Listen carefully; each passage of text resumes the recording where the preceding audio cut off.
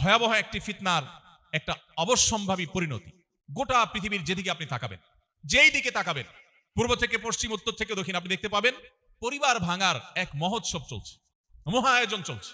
এবং তার ফলশ্রুতিতে আমরা আমাদের দেশেও দেখি প্রত্যেকটা জায়গায় বিবাহ ভাঙার এক হিড়িক চলছে।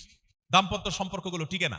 এখন বিয়ের সময় অভিভাবকরা সবচেয়ে বেশি দুশ্চিন্তায় থাকেন যে টিকবে তো, অন্য কোনো চিন্তা নাই, টিকবে কিনা এই চিন্তা। আপনি চিন্তা করুন যে 20 বছর 30 বছর আগেও, 2 যুগ 3 যুগ আগেও অভিভাবকদের মাথায় এটা আসতোই না যে বিয়ে আবার না ঠিকার চিন্তা কি আছে। কিন্তু এখন যত ঘটা করে বিয়ে হয় তত দ্রুততার সাথে আবার ভেঙে যায়।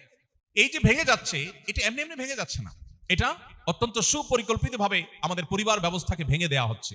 এর ভেতরে শয়তানের বিভিন্ন স্বার্থ লুকায়িত আছে, শয়তানের বিভিন্ন এজেন্ডা লুকায়িত আছে।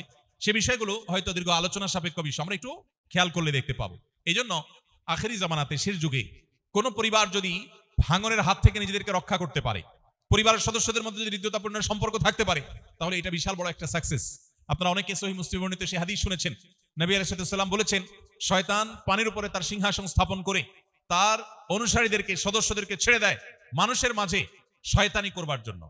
এক এক শয়তান এক এক শয়তানি করে মানুষের মধ্যে বিচরণ করে দিন শেষে যখন দলনেতার কাছে এসে রিপোর্ট দেয়, কেউ বলে আমি মানুষকে দিয়ে আজকে অমুক আকাম করিয়েছি, খারাপ কাজ করিয়েছি, গুনাহের কাজ করিয়েছি, শয়তান অ্যাপ্রিসিয়েট করে। কিন্তু সবচেয়ে বেশি অ্যাপ্রিসিয়েট করে ওই শয়তানকে, শয়তানের সেই সদস্যকে যেই সদস্য কোন পরিবারের মধ্যে ভাঙন ধরাতে পেরেছে।